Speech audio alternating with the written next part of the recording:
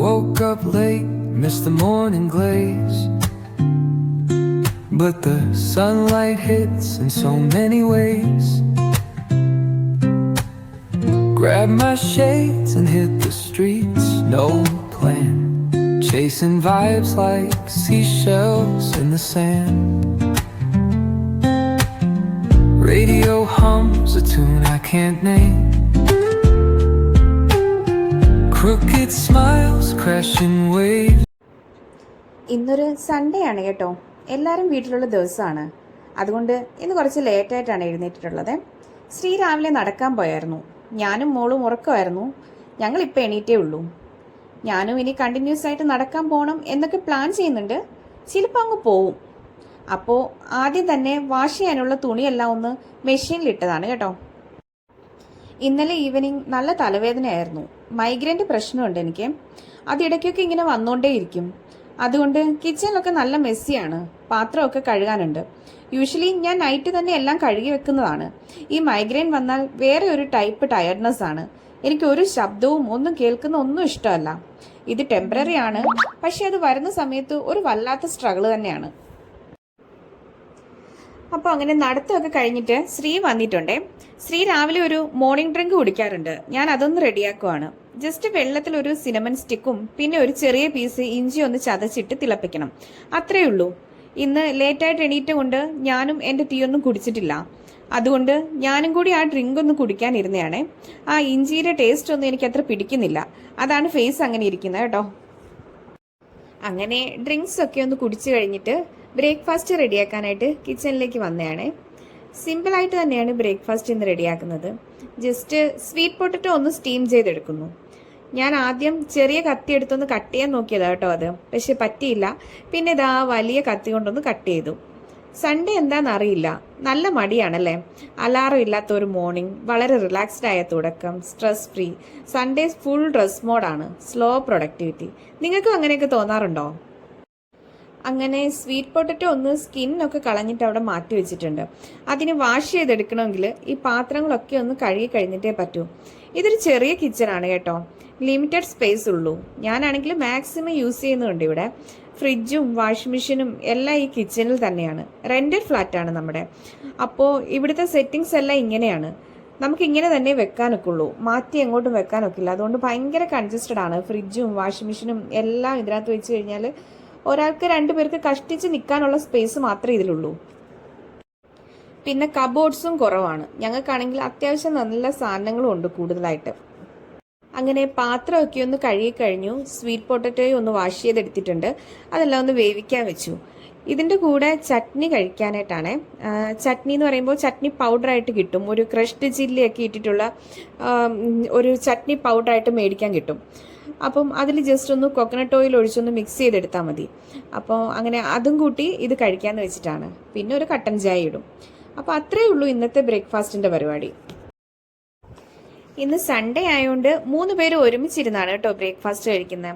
ബാക്കി ഡേയ്സൊക്കെ 3 പേർക്കും 3 സമയമാണ്. മോൾക്ക് 8 മണിക്ക് പോകേണ്ടതുകൊണ്ട് അവൾക്കൊരു 7:30 ആകുമ്പോഴേക്കും ബ്രേക്ക്ഫാസ്റ്റ് കൊടുക്കും. സ്ത്രീക്കാണെങ്കിൽ ഒരു 9 മണിയൊക്കെ ആകുമ്പോൾ പോകണം. അതുകൊണ്ട് ഒരു 8:30 ഒക്കെ ആകുമ്പോഴത്തേക്ക് കഴിക്കും. ആ ടൈമിൽ എനിക്ക് കഴിക്കണമെന്ന് തോന്നിക്കഴിഞ്ഞാൽ ഞാനും അപ്പോൾ കഴിക്കും. അല്ലെങ്കിൽ ഞാൻ ആഫ്റ്റർ 9 AM.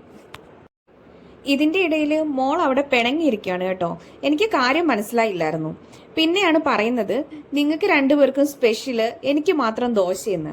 അത് കാര്യം എന്താന്ന് വെച്ചാൽ ഇതിനു മുമ്പ് ഈ സ്വീറ്റ് പൊട്ടറ്റോ ഉണ്ടാക്കുമ്പോൾ അത് കഴിക്കാറില്ല, ഇഷ്ടമല്ല പുള്ളിക്ക്. അപ്പോൾ അത് കഴിക്കാറില്ലായിരുന്നു. അപ്പം ഞാൻ കരുതി അത് കഴിക്കില്ലല്ലോ, അതുകൊണ്ട് ദോശ ഉണ്ടാക്കി കൊടുക്കാമെന്ന് വെച്ചിട്ട് ഞാനൊരു ദോശ ഉണ്ടാക്കിയിട്ടാണ് കൊടുത്തത്.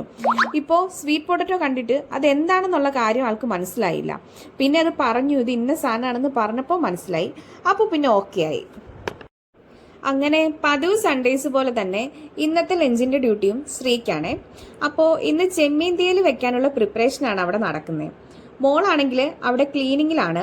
ആദ്യം അവളുടെ റൂം ഒന്ന് ക്ലീൻ ചെയ്യാണ് കേട്ടോ. അങ്ങനെ ഓരോരുത്തരും ഓരോ ഡ്യൂട്ടിയിലേക്ക് അങ്ങ് കടന്നിട്ടുണ്ട്. മോൾ ഈ ക്ലീനിങ്ങിന്റെ ഇടയ്ക്ക് എന്നോട് പറയുന്നുണ്ട് വീഡിയോയിൽ ഞാൻ ഗുഡ് ഗേൾ ആണെന്നൊക്കെ ഒന്ന് പറഞ്ഞേക്കണമെന്ന്. ഞാൻ പറഞ്ഞു ഓക്കെ, ഞാൻ പറഞ്ഞേക്കാന്ന് പറഞ്ഞു. എപ്പോഴും ഇങ്ങനെയാണ് കേട്ടോ. റൂമൊക്കെ നന്നായിട്ട് റൂം മേക്കിംഗ് ഒക്കെ പുള്ളി തന്നെയാണ് ചെയ്യുന്നത്. ഇതൊക്കെ ഭയങ്കര ഇഷ്ടമുള്ള കാര്യമാണ്. അങ്ങനെ അതെല്ലാം അങ്ങ് ചെയ്തോളൂ. അങ്ങനെ ശ്രീയുടെ കുക്കിങ്ങും അവിടെ തകൃതിയായിട്ട് നടക്കുന്നുണ്ട്. ഞാൻ ഇതിൻ്റെ ഇടയിൽ ഞങ്ങളുടെ ബെഡ്റൂം ഒന്ന് ക്ലീൻ ചെയ്തു. എന്നിട്ട് കിച്ചണിൽ ചെന്ന് ചെറിയ ഹെൽപ്പൊക്കെ ചെയ്ത് കൊടുക്കുന്നുണ്ട് കേട്ടോ. മോളും അവിടെ ക്ലീൻ ചെയ്തുകൊണ്ടിരിക്കുകയാണ്. മോളുടെ ക്ലീനിങ് അവിടെ നടന്നുകൊണ്ടിരിക്കുക. പുള്ളിക്കാരി അവിടെ മിററൊക്കെ ഒന്ന് ക്ലീൻ ചെയ്യാണ്.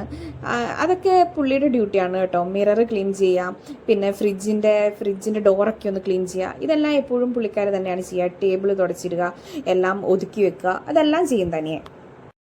ഇപ്പോഴെന്നല്ല, വളരെ ചെറുതിലേ തൊട്ട് തന്നെ ആൾക്ക് ഇങ്ങനെയുള്ള കാര്യങ്ങളൊക്കെ ചെയ്യുന്ന ഭയങ്കര ഇഷ്ടമാണ്. എല്ലാം കുഞ്ഞിലേ തൊട്ടാണെങ്കിലും ടോയ്സ് ഒക്കെ എടുക്കുന്നതെല്ലാം അതാത് സ്ഥലത്ത് വെക്കുക, അത് അങ്ങനെയൊക്കെ ഞാൻ പറഞ്ഞു കൊടുത്തിട്ടുണ്ട്, അത് അങ്ങനെ തന്നെ ചെയ്യണമെന്ന്.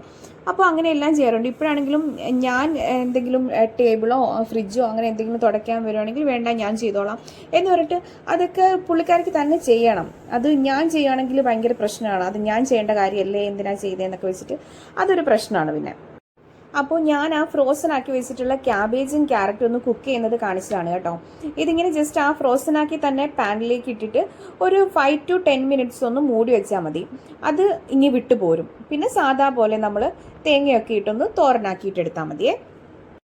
കണ്ടോ, അങ്ങനെ ഫ്രിഡ്ജിൽ വെച്ചിരുന്നതാണോ അങ്ങനെയുള്ള ഒരു ടേസ്റ്റ് വ്യത്യാസം ഒന്നും ഉണ്ടാവില്ല കേട്ടോ. നല്ല ഫ്രഷ് ആയിട്ടുള്ള രീതിയിൽ തന്നെ നമുക്ക് കിട്ടും.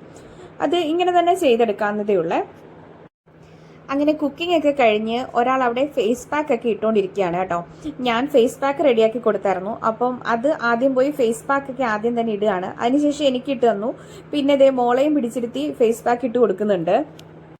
അങ്ങനെ അത് കഴിഞ്ഞ് കുറച്ച് നേരം ഞങ്ങൾ അവിടെ ഇരുന്നു. ഒരു 20 minutes ഒക്കെ ഫേസ് പാക്ക് ഇട്ടിട്ടിരുന്നു. അതിനുശേഷം കുളിയൊക്കെ കഴിഞ്ഞിട്ട് വന്ന് ലഞ്ച് കഴിച്ചു. ലഞ്ചിന് ചോറ്, ചെമ്മീൻ തീയൽ, തോരൻ, ക്യാബേജ് തോരൻ, പപ്പടം, ഓംലെറ്റ്, ഇത്രയായിരുന്നു ലഞ്ചിന് കഴിച്ചത്. പിന്നെ ഈവനിങ് ഒന്ന് പുറത്ത് പോവുകയാണ്. ഈവനിങ് എന്ന് പറയുമ്പോൾ ഒരു 7 മണിയൊക്കെ കഴിഞ്ഞിട്ടുണ്ട് കേട്ടോ. ഒന്ന് സ്പോർട്സ് ഷോപ്പിലൊന്ന് പോകണം. ഞങ്ങൾക്ക് 2 പേർക്ക് ഷൂ നോക്കണമായിരുന്നു. പിന്നെ 10 മണിക്ക് ഒരു മൂവി ബുക്ക് ചെയ്തിട്ടുണ്ട്, അതിന് പോകണം. അപ്പം രണ്ടും ഒരുമിച്ചാകുന്ന വെച്ചിട്ടാണ് ഈ ടൈമിന് ഇറങ്ങിയത്. അങ്ങനെ സ്പോർട്സ് ഷോപ്പിൽ പോയി 2 പേർക്കുള്ള ഷൂ ഒക്കെ നോക്കി പർച്ചേസൊക്കെ ചെയ്തു.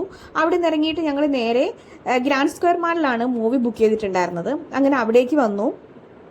സുരേഷ് ഗോപിയുടെ ഒരു മൂവിയായിരുന്നു JSK എന്ന് പറയുന്നത്, Janaki versus state of Kerala. ആ മൂവിയാണ് കണ്ടത്. മൂവി കുഴപ്പമില്ലായിരുന്നു കേട്ടോ. അങ്ങനെ മൂവിയൊക്കെ കണ്ടു. അപ്പോൾ അത് തന്നെയുള്ളൂ ഇന്നത്തെ വ്ലോഗ്, ഇത്രയേ ഉള്ളൂ. അപ്പോൾ താങ്ക് യു ഫോർ വാച്ചിങ്. അപ്പോൾ എല്ലാവരും ഇഷ്ടമായെങ്കിൽ ലൈക്ക് ആൻഡ് സബ്സ്ക്രൈബ് ചെയ്യാനായിട്ട് മറക്കല്ലേ. Okay, by.